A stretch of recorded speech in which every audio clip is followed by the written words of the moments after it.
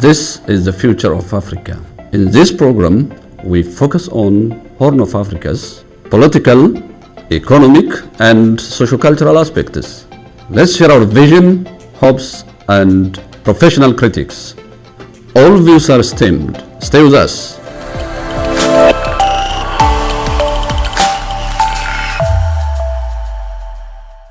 Seenaa, welcome to this program. Thank you for having me.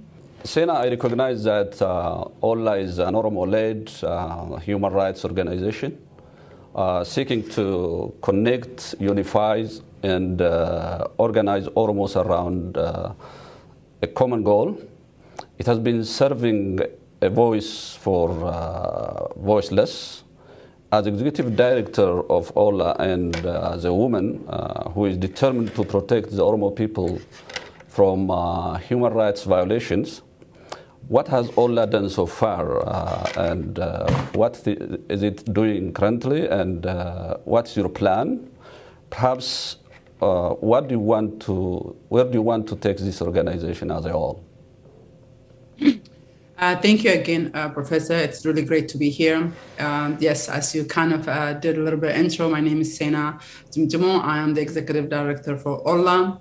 OLA stands for Oromo Legacy Leadership and Advocacy Association. It's an umbrella organization that is representing Oromo community across the Western countries, mainly being the US, Canada, Australia, and Europe. We have worked with the Oromo community in all of these three continents. And we have worked very closely with the US government since 2016. To be quite honest with you, I mean, we have done a lot of work. We, in fact, don't want to take all the credits because there are other people who have done a good job, but we were the very first organization that helped introduce the first Senate resolution that came out in 2016, as well as the House resolution, that came out the same year. And that resolution is what paved the change for 2018 change that brought the current Prime Minister to power. We work with the US Congress effectively crafting a resolution, what is used as a platform for change against the previous regime or previous government. We testified in Congress. We have submitted a lot of information to US congressional staffers into crafting. To be quite honest with you, before 2016, I can confidently tell you that 99% of the US government officials never heard of the word Oromo, let alone know the Oromo human rights situation, let alone support the Oromo cause. They did not know. The little thing they know about Oromo was more of radical group, separatist group, religious, fanatic group, or separatist group, or, as I said, this is the image that the Oromo had to those people who know. So starting 2016, one by one, we changed that. And obviously, we traveled to Ethiopia in 2018 after change with the member of US Congress. At the time, the chairman and the ranking member, who is the chairwoman right now. We met with the Prime Minister, himself, and we've had a chance to meet with the different government officials. And some of them very brief meetings, some are more depth meeting. We've met with the opposition party leaders when the U.S. Congress was in Ethiopia in 2018, and I myself had a luxury to be in some of the high-level meeting that took place in Jimma, as well as when the Prime Minister officially became appointed as a Prime Minister. We worked also on the resolution in the European side that passed last year, as well as a bill that is right now pending on the US Congress on both sides. Earlier last year, in March of last year, the first US resolution 97 passed. We have a significant role in making sure those resolutions are not specifically to Tigray or just the northern, rather covers in the whole country. And that itself is a huge achievement that we see. The other thing, if I can list out a few things, is that some of our opposition party leaders who just released from prison, some of them, their name was labeled as radical Muslims, and we actually helped big time to change that narrative. These people are in fact not radical in any way, but rather the future of Ethiopia, that they can govern Ethiopia, they can lead Ethiopia into a peaceful and democracy. we were able to achieve that from the US side. Today, as I think you can vouch for me and vouch for Allah, that a lot of international community, whether it's member of the parliament in Canada, Australia, or Europe, here in America, that they know who Oromo is, they know who Allah, what Allah represents. We are voice for human rights, and not just Oromos across the country, that we have effectively and successfully, even though we are not at the level that the US and the international community should call for the justice for the violation that's happening in Oromia, but we have successfully educated the international community who the Oromo people are, the violence that they are facing, and also the kind of the justice they are seeking. The justice the Oromos are seeking is the justice the Tigrayans, the other ethnic group, are seeking, and that Oromo individuals, whether you take Professor Marara, Bakalaj, or himself, these are the leaders that the U.S. special envoy should engage with. These are the leaders that is the future of Ethiopia. The path to Ethiopia goes through Oromia. So we effectively have done that in terms of diplomacy, in terms of just knowing that Oromos are such a huge powerhouse that if the US want to keep that part of the region in the side of democracy and human rights in the side of the US, it is in the best interest that the US do also engage that. And so we've also organized rallies. We have organized Twitter campaigns, we have organized telephone campaigns, we have written endless letter, we have met with organization that I cannot tell you, from UN commission that's right now doing investigation, to U.S. State Department. That is some of 90% of our meetings are behind closed. We've met with the UN in Geneva, as well as in the region, Kenya, as well as in Yemen as well. We have met Doctors Without Borders. We have met with a lot of people that is key players in the region, representing the Oromo community, bringing the Oromo call to the table, Professor. So without going too much into, these are some of the things that we are very proud of, that changing the narrative about Oromo, in making the Oromo leaders that indeed they are not radicals. These are visionary for the country and for the region. It's something that I think I am very proud that we have done, but we still have a long way to go. That's remarkable, Seenaa. I believe Allah has done so much, and I know this as I was invited to a number of meetings, including meetings held with Bureau of African Affairs, especially Voice for Horn of Africa, and other offices. In addition, based on your website, you publish many reports on human rights violation, and other important information are also there. However, there are still quite a number of Oromos who do not know and perhaps comprehend Allah or its contribution. Why is that? And do you have any plan to promote, to sell, or to explain what Allah is doing to the Oromo people? Actually, that's the interesting thing about our organization, is that we are very well connected and are recognized by international community. We work with a lot of organizations. And in fact, I am very proud for the work Allah and its team, in partnership with the over 50 Oromo communities, have achieved in the last 5 years. Yet, like you say yourself, especially on the ground, even though we have staff and partnership, that a lot of Oromo people still don't know the work Allah does.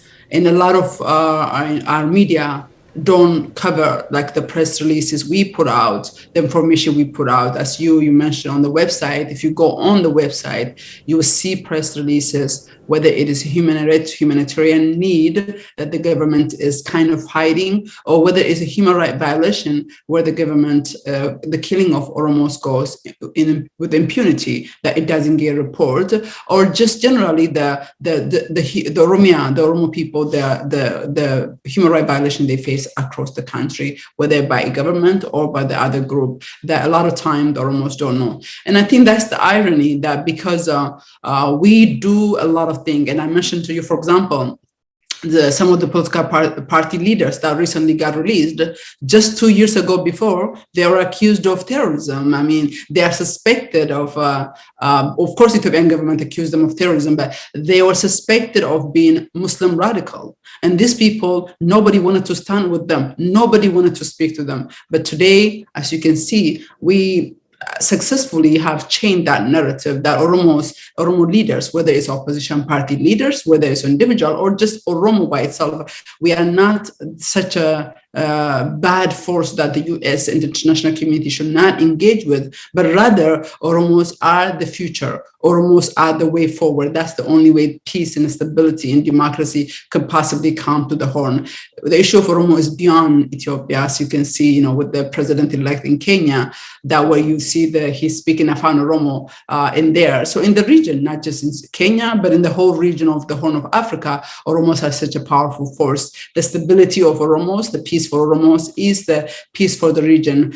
So we have accomplished this much, yet like you mentioned, that there's still disconnect, there's a gap. So what we are planning to do, where we plan to take the organization, and this angle is, to be honest with you, is that we've been thinking, it's really very coming soon, we have to be much more embedded on the ground, working directly with the community. I am hopeful the organization, as being a human rights organization, that the Ethiopian government, as they seek to make peace in the country, a whole country, including hopefully in Oromia as well as in the northern part of the country, that they would allow us to operate on the ground. They would allow us to document this human rights violation that's happening, that humanitarian need that's happening. They would allow us. And I think our presence on the ground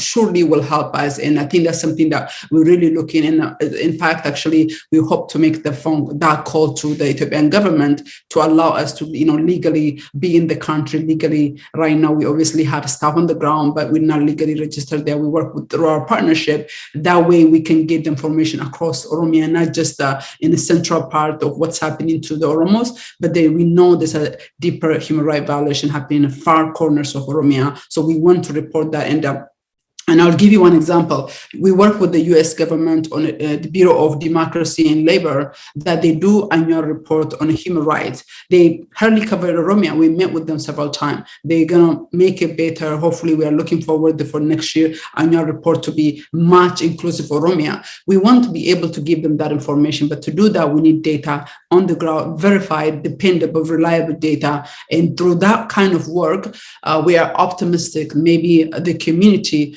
will have. And the other angle I would say is the challenges that, why people don't know. And I think I take, obviously, as a leader of the organization, full responsibility, but also the challenge of our own Oromo Media Network. Not Oromo Media Network, I'm talking about just Oromo Media Network collectively, Oromo 11, Kello, and all of the Oromo Media all collectively together. There's not even equivalent, even close to Allah's organization that the Oromo community have, yet the press release that we put out, it does not get covered. And in fact, sometimes, that it is intentionally, the media was kind of a little bit sided in interest of individual or political parties. They're too biased. There's really no platform for the Oromo media that's really purely, not even within Oromo, there is a clique that the international community obviously don't understand. I think that also have a major part why our work have not been covered. And on top of that, I think, Professor, I think you can agree with me that there is an issue within Oromo where there is, we try to undermine each other. We kind of, we want to give credit to those who we think are friends and then undermine those people who don't, we think are serving our interests. I think all of that, plus our own weakness that I recognize, is combination of the reason why I think Allah has not got that kind of name recognition in the community as should, even though we work with 50 plus Oromo communities. I think that's amazing. Parallel to what we are doing, it's important to promote and open to the public that people can understand and stand with you. I think we all have equal share in that regard. Seenaa, now let's end here about Allah and now move a little bit to the Constitution of Ethiopia in general and Oromia in particular. As you know, the political, economic, and diplomatic situation of Ethiopia and Oromia has been deteriorating from time to time. The nation is characterized by war, drought, famine, if you like, corruption, and skyrocketing inflation. And I believe that unless handled properly before long, we are driving to a point of no return. Now, given where Ethiopia and Oromia is, how do you see, or do you see where the country is heading as a person having rich experience and exposure to the diplomatic world? And the second point is, how do you see the current standing of Ethiopia in terms of diplomacy? To put it in a nutshell, or in brief, where are we heading really as a nation, and where are we in terms of diplomacy? Thank you for that question too. I think, Professor, it's very interesting. I think, as you mentioned, that where are we heading? Let's forget the detail in terms of the kind of atrocity each single person facing in the country, whether that be in Oromia, in Tigray, in Somalia, or different region. Let's leave that. But the country, where it's heading, if you look at the country generally, if you look at it, look at the economy. I mean, look at the human rights violation. The violence is flaring up in every corner of the country. The country is more deep in just putting out fire, rather than talking about prosperity, rather than talking about peace and democracy and development. Right now, the country is, in my opinion, is heading absolutely. I think everybody have agreed. And a couple of years ago, when we used to tell the U.S. Congress like Ethiopia is in the wrong trajectory, that it was kind of hard to believe. But today, I think the international community have realized that, and you can see the kind of focus that the U.S. government, through the special envoy, they have given, that Ethiopia is indeed on the wrong side. And if something dramatic have not been done, the country could possibly explode. And you might remember about a year or so ago, the news special at the time, Feltman, said that if Ethiopia explode, Ethiopia will not implode. If imploding, what happened in Syria will make it look like a child play. We're talking about at least 123 million people. We're talking about the country that have never have seen peace in the 100 plus years that this country existed.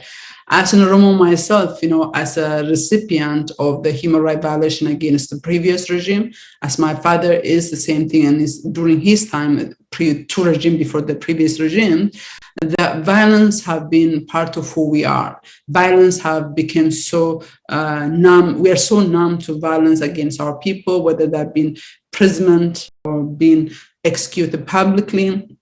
It almost became as part of our DNA as an Oromo. But it's only now the international community is paying attention and seeing. And I think that is in part because of what's happening in the northern part of the country, what happened to the people of Tigray in the last 18, 20 months. And I think that really, that showcased Ethiopia for what she was. Ethiopia, the Ethiopia the world is right now coming to learn is the Ethiopia that we knew all along. But today, for a lot of people, including the northern Ethiopians, whether that be the Amharas or the Tigrayan, that perhaps, I don't know, but I feel like they have not seen the kind of human rights violation, torture, terror that we have faced as Oromos. We are here because of obviously the terror that was put on our family. So looking at that, the country is not heading in a good direction. It's, the economy is on the verge of completely, and there's a human rights violation, and violence is ramped up in all parts of the country. Diplomatically, I think it speaks for itself.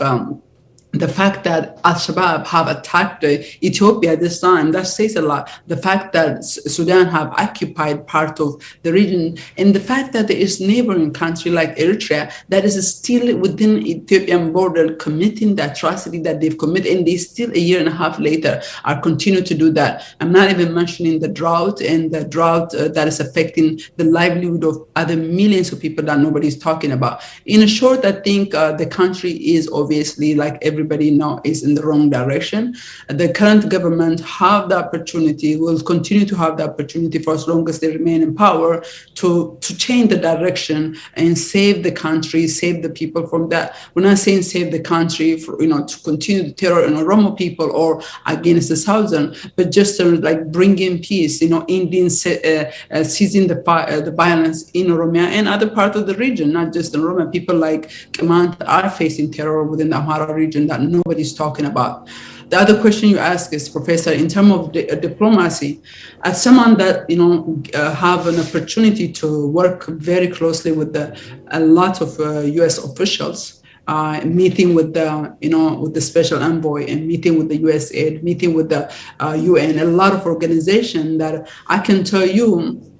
It's kind of a depressive. Ethiopia was an anchor for the Horn. Ethiopia was the peace, stability for the Horn, but today is a source of instability, source of violence, source of terror, source of hunger is what is seen from Ethiopia, and that have certainly played on the international front, as you can see, and diplomatic-wise, the international community is obviously something that I mentioned when I was talking about Allah, is that they have realized that it's sinking in finally, the part that the country is wrong, that they must address it, and they were wrong how they have welcomed blindly and allowed the current government and gave them all the resource without really thinking about the recourse of what if something goes, not pushing for inclusive government, not pushing for transitional government in 2018, the opportunity that passed. And I think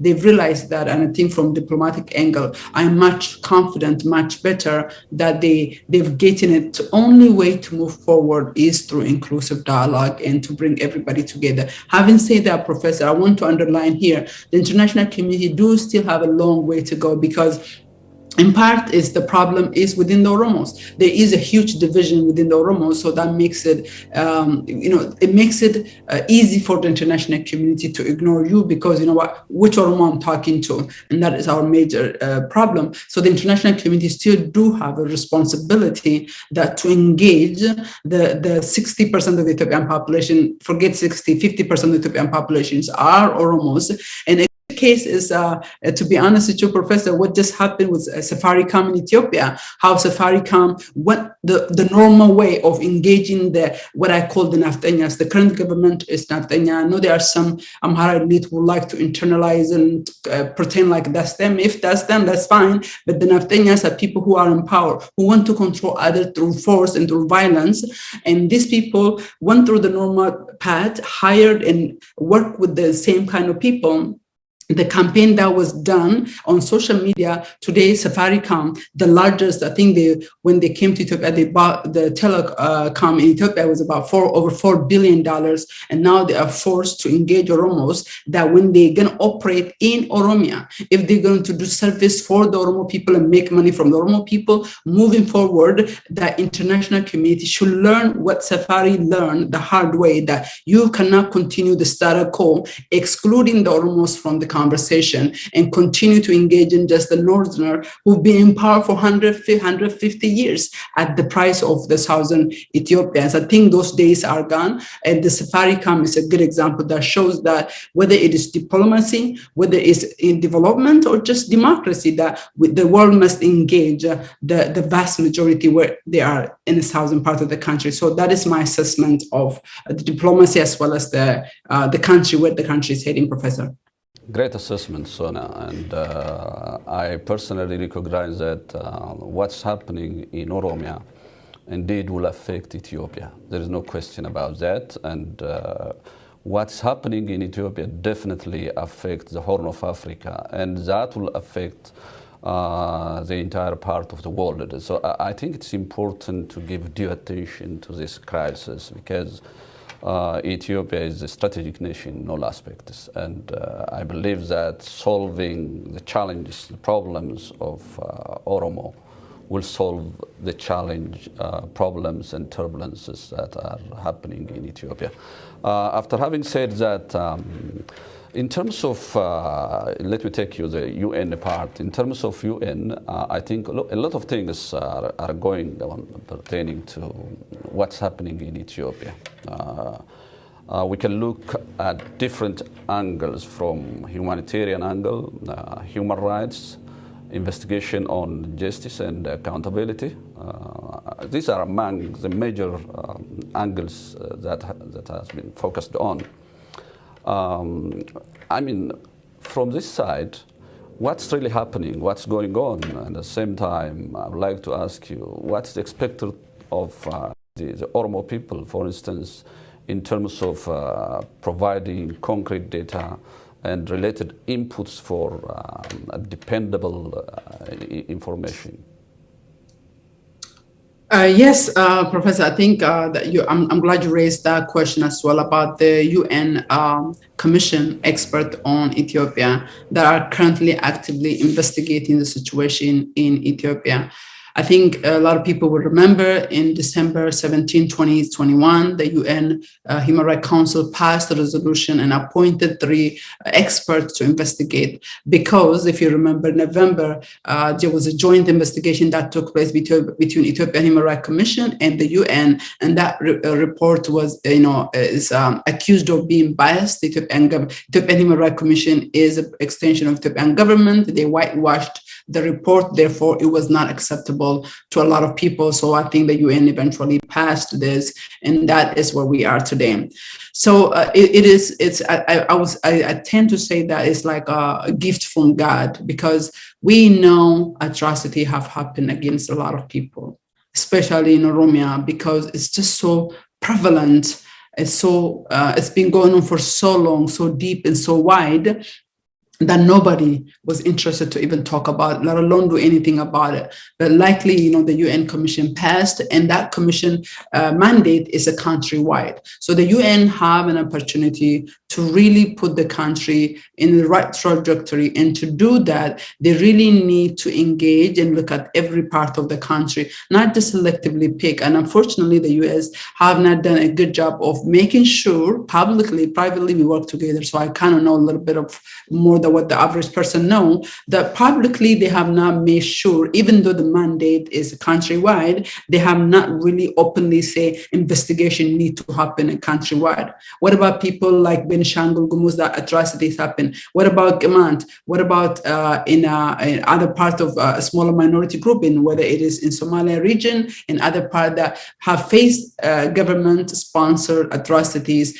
government-sponsored violence against, humanity. If you look at certain parts, including Oromia, if you look at it, when you burn a whole village, because you suspect that there's some oil lay, there's some bad guys in here, that is very specific type of human rights violation, where you publicly bring people and execute people. That is a different type of violation. Where you go after the women and the extended family member because of the suspect is part of X number of organization. That is a different type of violation that nobody have talked about it. So the current UN mandate allows the whole country. So what we're doing is right now is that we were lucky enough to meet with them and talk to them. We were one of the very few, if any, Oromo organization they met with, at least at the time, that we it is that, yes, even though the mandate says that, but based on oral discussion they had sometimes in July, where I also spoke there, that they are focusing only on emblematic incidents. What did that mean is that they focus only those things that made it to the media. They're not really investigating what's happening, but they're only focusing into that. So what that say is that they're only going to focus where there is a suspect is accused to be an Amhara, but where the victim is an Oromo, they really don't really care about it. When the Oromos are the victimized or accused, are the area that they're going to investigate is what they say during the oral. But we're hopeful that will be be renewed, and when they get renewed, it'd be much wider countrywide investigation. So what we have done is we called, on the report, they asked for individuals, victim, as well as organization to submit data where human rights violations have happened. Based on that, we put on our website as well, and then also it is on a UN website. We translate in Afan Oromo in our website. That way, Oromos in the Oromia region, where there's 60% of the population, they speak only Afan Oromo, and they read and write mostly in Afan Oromo predominantly. For that purpose, we translated that and put it on our website for anybody that their family member have become a victim to the current government, especially since the mandate start from November 3rd and onward, that to submit this report, individuals as a person, they can submit that report, or they can submit on behalf of their own family and the behalf of their neighbor, on the behalf of their friends, as well as organization, whether it's a community organization, whether it's a 501c3 organization, they too also have an opportunity to submit this report.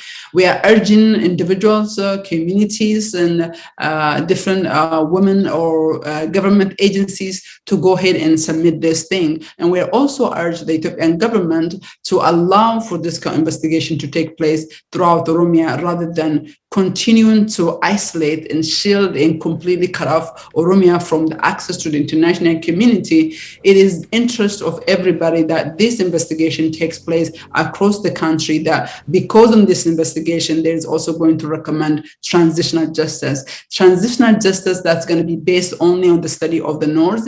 It is not going to bring peace. The violence in the North did not start in Tigray. The war in Ethiopia started in Oromia and will always end in Oromia. So international community, and including to UN, what we called for is that it is a mistake that they only allow so far Amharic and Tigrinya to be the language they use, and that seemed to be playing the normal, with the telecom, Africa.com that is just I mentioned earlier, that they intentionally exclude Oromo from the dialogue, from conversation, and when transitional justice happen, we're afraid, and we want to make sure that Oromos will not be excluded, will not be forgotten, that they will be included in that conversation. And to do that, and they should also amend include Afan Oromo to be among the language that where people can submit violence, because there are people who don't speak any other language but Afan Oromo, and we are urging our community to send it to their friends and everybody, and not just Oromos. I'm talking about Kamans, I'm talking about everybody in the country, that they should use an opportunity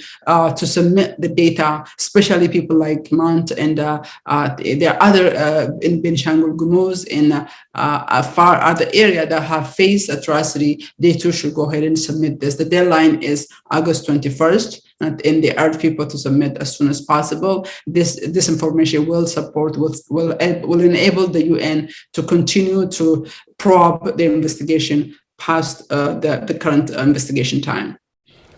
I think, Seenaa, you have been touching upon issues of national dialogue and partly investment. We'll talk about the investment-related issues in our discussion next time. But for now, what I can say is any form of investment that excludes Oromia and the Oromo people will not be successful, for that matter. And they will taste the flavor of doing that very soon. We'll be talking about that in the future. But now, let me take you to the national dialogue issue. And I want to get your thought on the current discussion, perhaps that is going on between the federal government and TDF and the larger national dialogue. As you know, there were some level of expectations for a national dialogue, though it was criticized from the scratch on how it was primed by the government.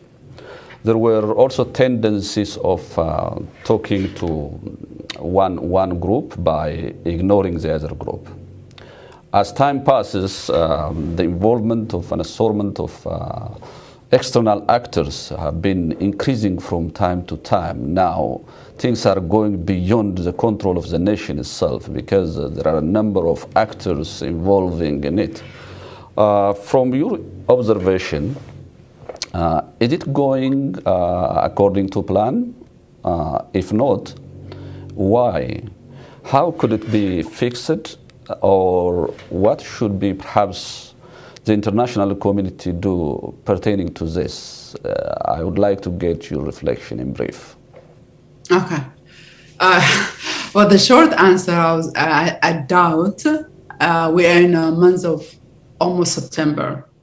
That the national dialogue, the government, we've been calling for the national dialogue long before the northern conflict, and I think Oromo opposition party leaders were calling for national dialogue long before even the assassination of Hachalu that took place. That kind of marked a turning point for the violence to ramp up and go after Oromos, and the arrest of obviously opposition leaders it is a turning point, at least where the country was heading long before, 6 months before the war in Tigray. So I think 2+ years later, and then also 9 months later, since the Ethiopian government themselves announced that they're going to have national dialogue. Since the U.S. ourselves, we met with our community in November of last year. One of the demands that the Oromo community gave it to the U.S. government, international community, was that they have to be an inclusive national dialogue. As part of that, there has to be certain political leaders, including the current one that are out of prison, as well as the other ones, to be released from prison and to be part of the national dialogue that's going to take place. And obviously, ceasing violence and OLA and TDF or TPLF being included was also some of the mandate that we and many other organizations have made. So if you look at the 2+ years since we asked for it, and over 9 months since the Ethiopian government have announced it, that is that national dialogue going according to plan 9-10 months later? I don't think anybody will say that it's going to according to plan. I mean, Bakala and Jawar were released in earlier this year, and the goal was that there was going to be some national dialogue that was going to take place by latest early this summer. So May, June, July latest was anticipation. But as you can see now, the thought is even dying. People are not, even the international community, ourselves, are not even calling anymore for national dialogue, because the national dialogue that was started, it was dead on arrival, as the opposition party stated. And I think we also have raised reservations on how the commissioners were picked. Now coming forward to the conversation that is happening between the federal government and the Tigray government, the TDF, if you like to call it, is that I think the Ethiopian government recently, about 2 weeks ago, when the new special envoy went to Ethiopia, that they say no precondition, at any time, any place, they're ready to talk with the TPLF.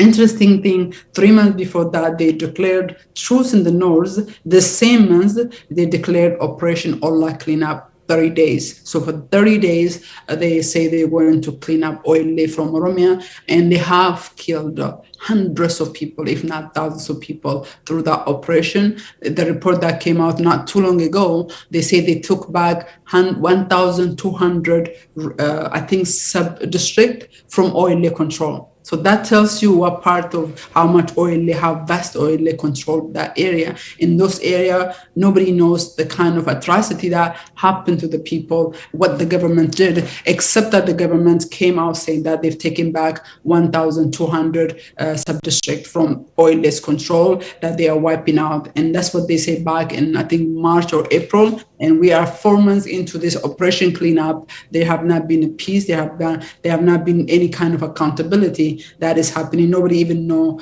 the government might as well be burned down, the whole village, including the people and the animals together. And operation cleanup might be that one. We don't know. And we also don't know what the armed struggle group are also doing, because there is no international media that is going through these areas to kind of conduct the normal thing. Everybody's talking, everybody's focused about what's going on in Tigray, which is, we're happy that's happening, but it is obviously, as an Oromo, we feel that it's just unfair that Oromo continue to be marginalized and silenced and made invisible. In part is because of the Ethiopian government, and in the other part is the international community's failure.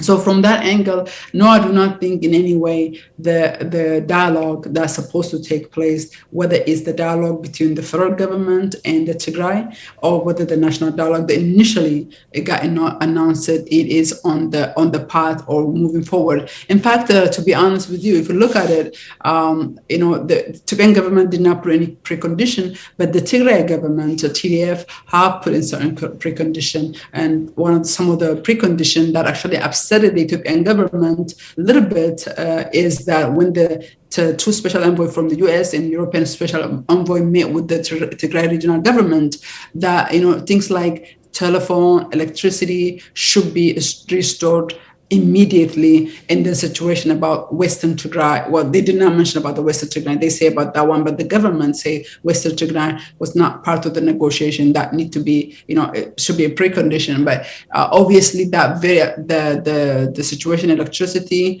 the Ethiopian government want to make the electricity, telephone, all the basic need as part of negotiation. That way they can have control over the region. Whereas the Tigray government, that is, it's a life support. You cannot hold people, food from people, and then say like, hey, let's have a discussion. That's just not fair. So the international community agreed with the Tigrayan government to kind of say that need to be resolved, to start the conversation. That really upset the Ethiopian government. So when you look at that one, is this conversation is going to move forward? It looks like there's going to be hunger. But on the other side, as someone that worked very closely, there is both sides, from the Ethiopian government side, there is a realization, as well as from the Tigray government, there is a realization that they don't want to go back to the war. It is in the best interest of both regions to solve this problem through dialogue, through conversation, through political settlement. They seem to sink into that, but at the same time also based on the action that's been taken so far, and on top of that, as a lot of people, Tigray has been pushing for Kenya to hold the dialogue between the federal government and the Tigray regional government in Kenya, whereas Ethiopia government, they wanted to hold that conversation as of AU Obasanjo. I think they wanted Tanzania to hold it, but obviously with the role AU played, its silence, negligence of when the atrocity happened, there's lack of trust from the Tigrayans. Rightfully, I think they don't like that. But I think the short answer is, of course not. We are way off. In fact, the appetite for national dialogue seems to slowly die. Right now, there are different people, different experts that are coming up with the Somalia Congress and the Oromo Congress part of the organization. We are, rather than talking about national dialogue, we really have to talking about how to have a different, deeper conversation, because the issue is getting better and better each day. So that's what I think, Professor. That's great reflection, and you reminded me one important point, that is the war in Ethiopia, in spite of different advice to the government not to jump into it, was started in Oromia, as you remember, Wallagga and Gujis and Tigray, and now there is a rush towards intensifying war in Oromia, in fact, by inviting even other actors. And I've been saying, you see, this is adding fuel on a burning fire. That's dangerous, because now it's affecting the ordinary people everywhere in Oromia, and Oromia is on fire, on top of the drought, inflation, what have you. So in brief, what do you advise the Oromia government in this regard, briefly? I'm glad you gave me a chance to actually add a little bit more on this one, Professor, because it is so important that the international community, people understand the war started, like I say, like you say yourself, in Oromia. The atrocity that happened in Oromia it's mind-boggling, to say the least. Nobody knows how deep it is. But one thing we know, people are publicly executed. Human Rights Watch have documented the execution of Emmanuel Wandimu, 17 years old high school student, who was walked around through the Midolo city for hours. And then in the middle of the crowds, a couple of maybe 100 people, 200 people, including mom and dad, he was publicly executed. to inflict the deepest pain and fear, and that public execution have become a new norm in Oromia. And I have no doubt all the other group have probably committed similar, or maybe it might not be at the same level, committed atrocity because the individuals work with the government and things like that. That is some of the thing that we hear about, we worry about. Nevertheless, that the kind of savagery that the Oromia government is committing against the Oromo, knowing that there is an issue between the Oromo and the Amhara group, where the Oromo regional government invites, just like Ethiopian federal government invited the Eritrean government to subdue Tigray, the Oromia regional government is invited numerous times publicly without even hiding, inviting the Amhara regional government, the Amhara Fano, as we speak. The Amhara Fano that is accused of committing genocide in Tigray are invited by Oromia regional government to go subdue so-called Oile, and Oiles are Oromos, I'm saying that in their own land, in their own country, in their own region, in their own house, they've been attacked by these people. So the kind of savagery, it's unbelievable that Oromia regional government that came to the power on the back of Oromo people. Change that happened in 2018 did not come through armed struggle, did not come through because of the Amhara movement. The change came because of the Oromo. And a lot of those people today in power were part of the previous regime for 27 years committing the atrocity they commit. Yet now they turn around, they're eating, and the kind of barbarism they're doing is unimaginable. It's inhumane to me. What is my advice for Oromia regional government? I think my advice for Oromia regional government and for the federal government is the same. That if the federal government that claimed or stated that we have cleaned operation in Tigray and we have freed the people, that the war is over, and now have accepted the reality that this issue, what's happening in Tigray, need to be solved through political settlement, political discussion. It is a political issue that requires a political discussion, that sitting down, acknowledging that is what we need to do. So the Oromia regional government need to do the same thing in the case of Oromia. Well, the longer this thing goes on, Professor, it's going to allow more bad actors both within Ethiopia, within Oromia, as well as from neighboring country. And I used the case and example of Al-Shabaab to kind of infiltrate and create even more problem. So the country will be ungovernable eventually, where the people cannot control. And a good example is what's happening in DRC, that it's a rich country, but today people don't even have a decent government, don't have a basic service in the area, because you have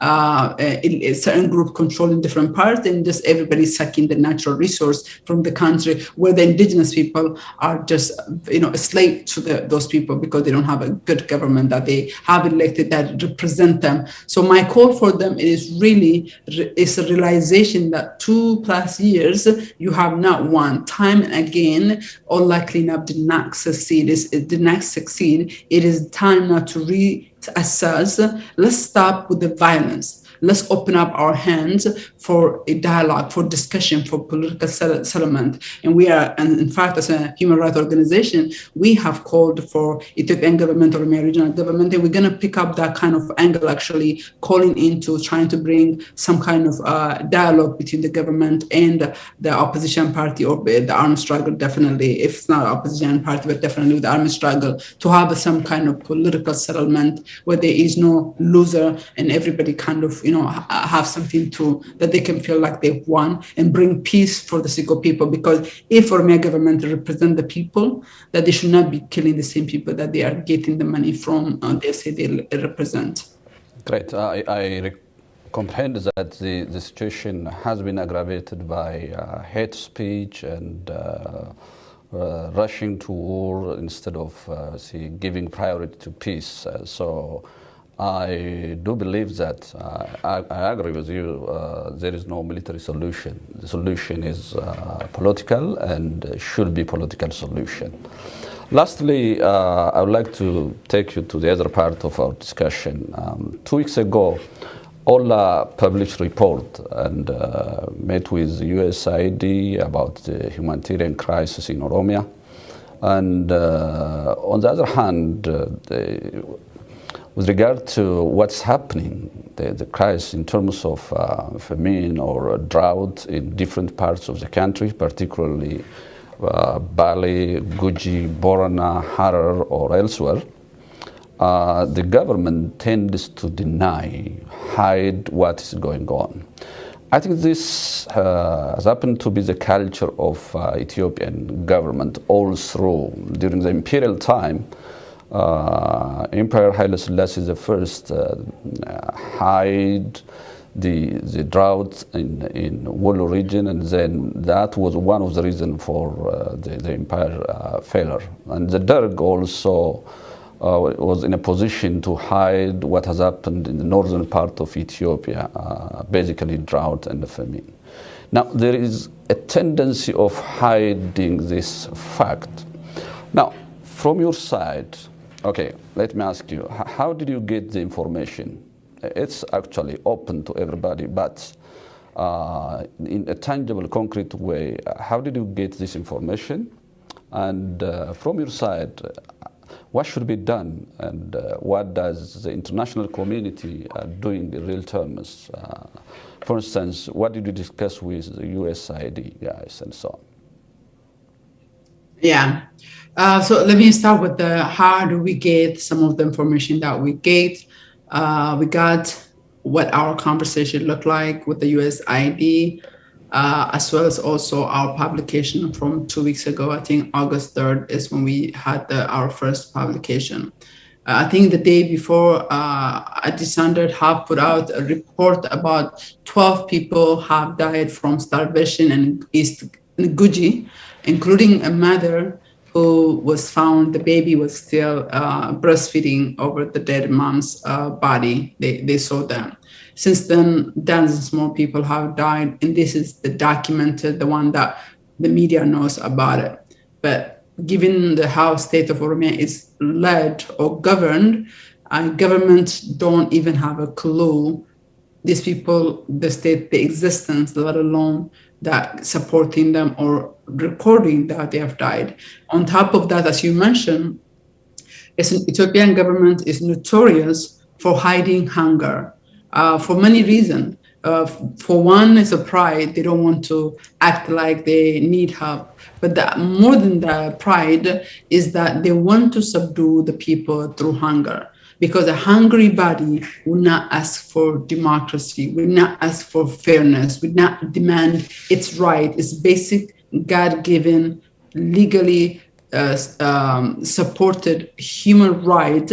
They will not be able to ask because they are hungry. They are in a state of survival. So it is in the best interest of government, like all the previous government, that they use food as a means of political recruitment. And you probably have seen this. I myself have heard of in person that, I give you food if you vote for me, or if you support, or if you protest for me.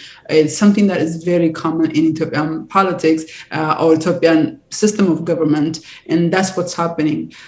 We get our data through various ways. One of the data we got, that our publication was based in, I think, about 40-page document that was very well documented. And even that document really does not say the level of the depth of the humanitarian need in Oromia.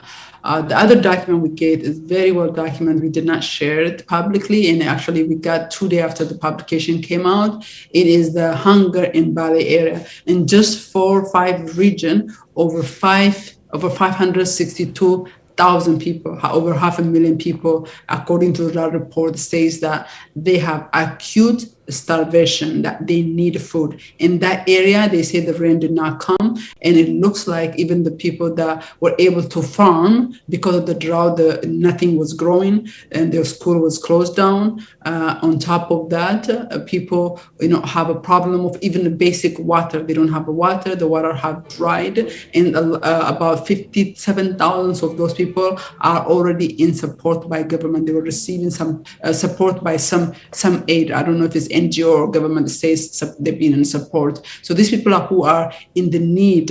On top of that, something that a lot of people don't know, Professor, is that Ethiopian government have instituted that if you are more than 6 months as an IDP, you are forced out of the list. If people are displaced and they are registered as IDP in another region, they have a maximum of 6 months to be off that list. So one can only imagine Now, how is a person can be displaced, and within 6 months, where are they going to go? What kind of service are they taking? Who's going to take them in and then settle them, give them a job? So the government is in kind of recruiting this kind of system to reduce the number of IDP, because if you remember earlier this year, Ethiopia is the number one IDP, over 5.2 million internally displaced people. We believe that number is much conservative because the situation in Oromia, nobody's looking into Oromia. Oromia is security reason. Even our U.S. embassy don't go to a lot of places because security reason. Like it's not nobody secure. And there are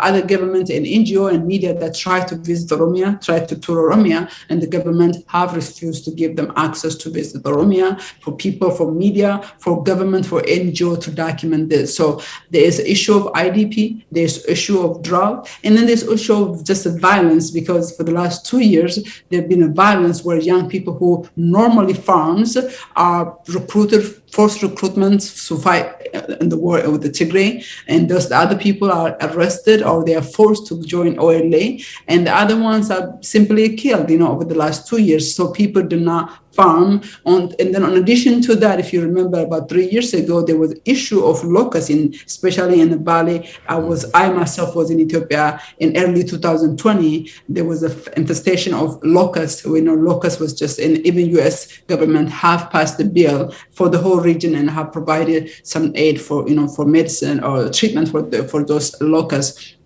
So you have a combination of a lot of things that's happening that is bringing this drought, famine, very serious, and people are on the verge of dying from starvation. And then you have a government that is saying that it's not happening. In the international community, obviously, they can't force. Ethiopia is independent and sovereign nation. Without the approval of government, people cannot go there. So nobody's talking about. So our report is based on that. We met with the US aid. After that, we invited about 20 Oromo community was part of that conversation last Thursday. We were very lucky to have 2-hour meeting where the community had a chance to submit their question and also ask them in person what the US have done, what the US aid have done, and what they're doing, and if they are aware about it, how the government is hiding that. So they were very, taking a lot of questions from the community. We also have written to WFP, have written to other organizations, including there's about 3 organizations we wrote to them that to make sure that they are looking out for this one, and we're hopeful that they will act on it. But the government is making a little bit difficult. To kind of wrap up is that we get that our information is, like I said, through different ways, and we also know we want to make it very clear the information we get is compared to the reality on the ground. We think it is very conservative. Maybe like 10% of the reality on the ground is what we're getting about it. So the international community that is calling, according to them, up to 8 million in the southern part of the country is in desperate need of food. And even our own US aid have not put a data of what kind of service, the amount of support they give in Oromia. When it comes to Oromia is always, Oromo and Oromia is in the chopping block. If there is a fund need to go to Somalia, to Tigray, to Amhara, Oromia is the last recipient, is what we're thinking. It's not because the NGOs not interested, because government makes Oromia disposable. Basically, the people of Oromos are disposable to Ethiopian government. It's really disappointing that while the government is denying the reality, some people in the government, officials, members of parliament and higher level officials, were really disclosing this to the public, and I think we need to work on that. In winding up, I would like to give you a final opportunity, if you have something to say, as a concluding remark for a split of seconds, because my technician is urging me. Sure. Thank you so much again. My conclusion remark is for this, I would say three things. My call first for the Oromo people and the Ethiopian government and the international community. The Oromo people should know at the end of the day, only we can save ourselves. There is no Jesus that's coming back to save us. We have an internal problem that we must address. We must talk to each other, including with the government, including with the opposition and armed group, that we cannot be 60% of the Ethiopian population and be at the mercy of everybody else but ourselves. So we have internal problem that need to be addressed. The community in the diaspora need to be re-engaged, need to work together. Organization need to really be active. You cannot be passive. There is no Jesus that's coming back to save us. We are the Jesus right now, is what I call. The second one is for the Oromia and Ethiopian government, is that especially the Ethiopian government, the federal government in particular, that the last 2 years, have partnered very closely with the Amhara, terrorist group, as well as the Amhara regional government. That I think is right now is the time to realize that they have been completely abandoned, at least by the radicals. It is best that they cease violence across the country, including Amhara region. People should not be targeted because of their ethnicity. People should have a right. The Constitution allows people to organize themselves based on their ethnic, based on the way they think, as long as it doesn't violate the Constitution. So the Ethiopian government, as well as the Oromia regional government, they need to stop the violence and extend their arms for peace and dialogue. And the dialogue should be inclusive of everything. Finally, my call is for international community. International community, I think they should learn a lesson from Africa.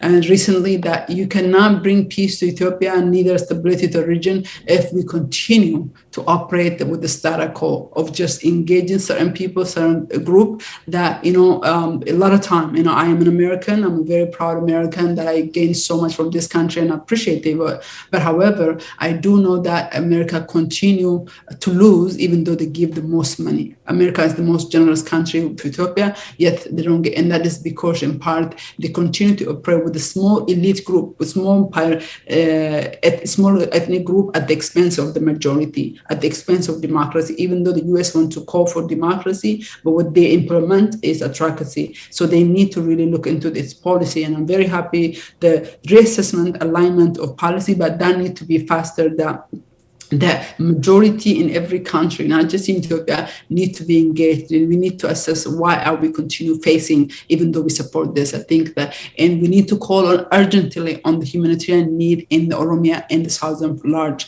There's going to be at least 20 plus million people who need food urgently. So my call is for all of them. And I wanted to lastly, thank you so much, Professor, for this opportunity. And I think this is my first showing in Oromo media in English. So I look forward to have a debate and a further discussion. We as an organization ourselves are planning to kind of work on debates and other things that also in Oromo, we need to assess things. We cannot take the status quo. We cannot go as it is right now. We need to look on all angles and see what's best for us to seize this violence and to bring peace to Oromos. Thank you, Seenaa. It's nice to be with you. And from my side, I would like to call upon the Ethiopian people, the Ethiopian government, international organizations, and diasporas living outside world, and the drought and famine that's going on in Ethiopia, particularly in the areas we have indicated, the very serious one. I think we all need to stand by them, and famine, food, never give time, and we can refer to Maslow's hierarchy of needs. When people fail to get what to eat, you can imagine what could happen in that area, particularly remote areas with no information. With this, we conclude our discussion for today with Seenaa Jimjimo on the current political, economic, and diplomatic situation of Ethiopia and Oromia. For those of you who would like to share your vision, hope, professional critics, the door is open. Please contact me through my Facebook. My name is Dr. Hussein Kader. See you next time. Thank you, Seenaa.